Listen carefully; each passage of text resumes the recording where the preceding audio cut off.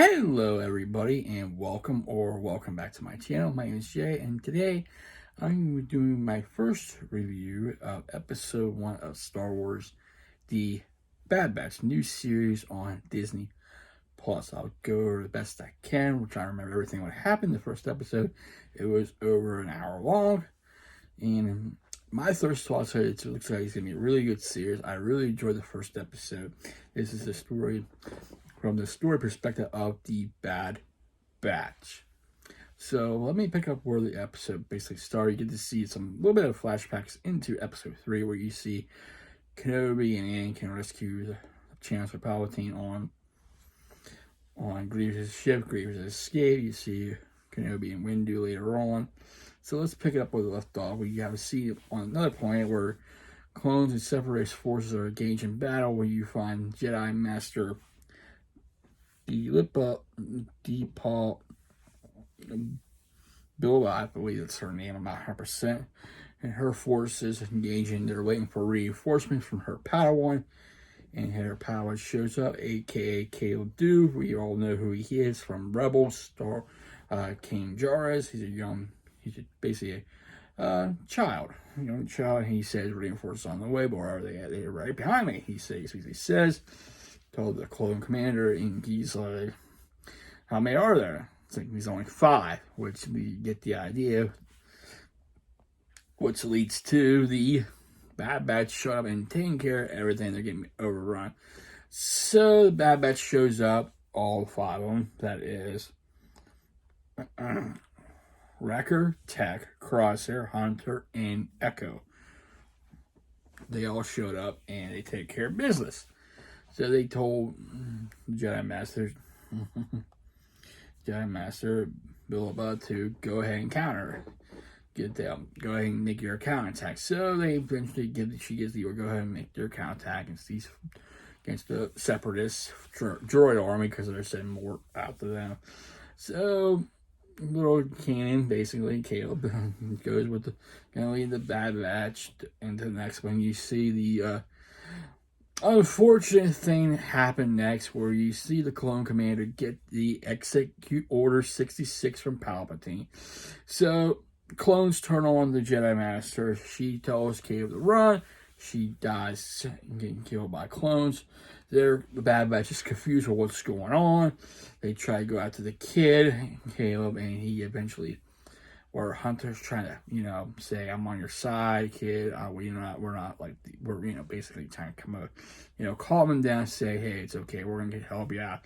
He's ready to jump off a cliff. He does jump, makes the landing. You see a shot where it reminds you of the episode 7, Force Awakens. You see the cliff split, where you see the cliff, it's a fall.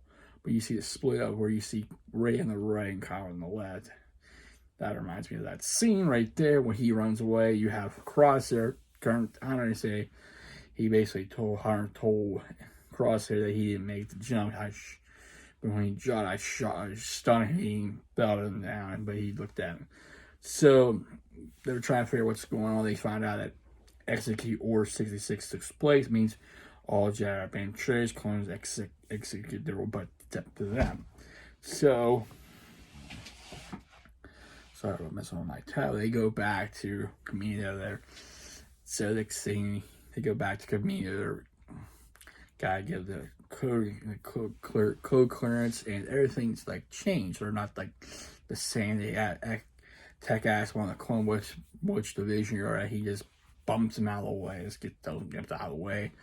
It's like that's odd. So later on, they find out they had the tend to meeting where Palpatine basically does the whole speech where the Jedi try to kill him. It's from Revenge of the Sith. Now we're going to be reorganizing into a galactic empire, stuff like that. You have later on Target show up and talking to on the Prime Minister Kamina, basically saying we're not going to need your clones no more, because due to the Empire, we're going to use soldiers now. It's going to save us money, quote, quote. So he decides to test all these clones out to see which one is compatible for the new Imperial Army. So he decides, and then he watches how the Bad Batch do things. He's even saying kind of so he gives them a mission to go to Ondor to face insurgents, aka basically separatists. So they take the mission. Meanwhile, Bad Batch meets a girl called Omega. She's friendly. She likes them. They have lunch together, stuff like that. Almost led which led to a food fight. She basically Omega tells Hunter, don't come back, and don't trust Tarkin. Don't trust them at all. So they go on the mission. They basically go and they find out where these insurgents are. It turns out these are people, civilians, and they find out they get caught. They find out they turn themselves in. They find out what's going on. It turns out it was Saw Gerrera leading this group, leading this rebels, basically telling them who you don't know everything's changed. Who are you gonna fight for? Are you gonna fight for this, or are you gonna fight for your new empire? Eventually, they find out. Let's let them go, and they shot a probe droid, and they escape. And they're gonna go back to Kamino and rescue Omega out of there. So they get caught again, throw her in jail, and they take a Crosshair, because he's the you can tell during the whole episode he's trying to be like the clone, following the orders of the clones. Like, he's questioning everything Hunter does, all that stuff like that. He's the one who files a separate report. You find that one Padawan survived from the attack. They're not fault. Orders of Protocol 66. Tarkin finds out, which I'm just jumping, going back and forth here, that these clones are defective clones, but they do get their mission jobs done well. So, anyway, Omega is already in the cell with them, so they have her escape. They escape with the clones, and then you see Echo. They transform him to a Shadow Trooper. If I'm not mistaken, Shadow Trooper. Let me look that up. Yeah. Use my tab here. It's a big stormtrooper.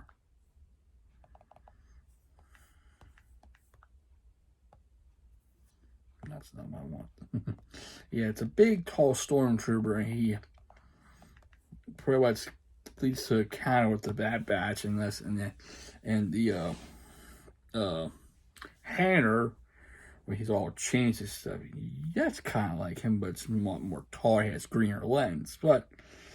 Anyway, so they do end up escaping. Omega doesn't have escape. She's defending herself, and which concludes the episode of Bad Batch, which I thought it was really good. I knew was going to be trouble, Crosshair and stuff like Crosshair, how he was acting and stuff. He was not like the other Bad Batch, so I don't know if they're going to go get him back later on in the season or what. But you get this idea of the story where they're found out that Omega is like them. It's like them. She's like another Bad Batch. So they'll keep her. They're gonna probably keep her protected during their missions and stuff. They're going to another planet, and you see him going to higher space. She never been in space before and stuff like that. She basically never left Kamino. So anyway, that's my best I can do breaking down what I saw.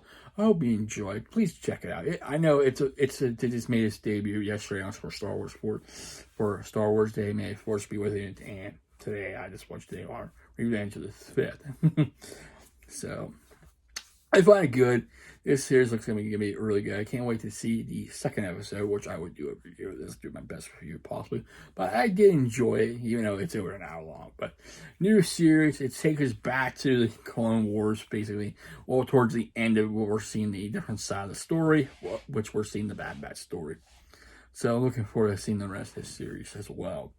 If you like my review, my thoughts on this series, please leave a like, comment, and also please subscribe to my channel. I really appreciate it. I'd like to thank all my subscribers for subscribing, liking, commenting, sharing, and viewing. Without you, I won't be doing that. So thank you, everybody. Hope you have a safe and wonderful Wednesday, and happy Revenge of the 5th to you. And I'll see you next time.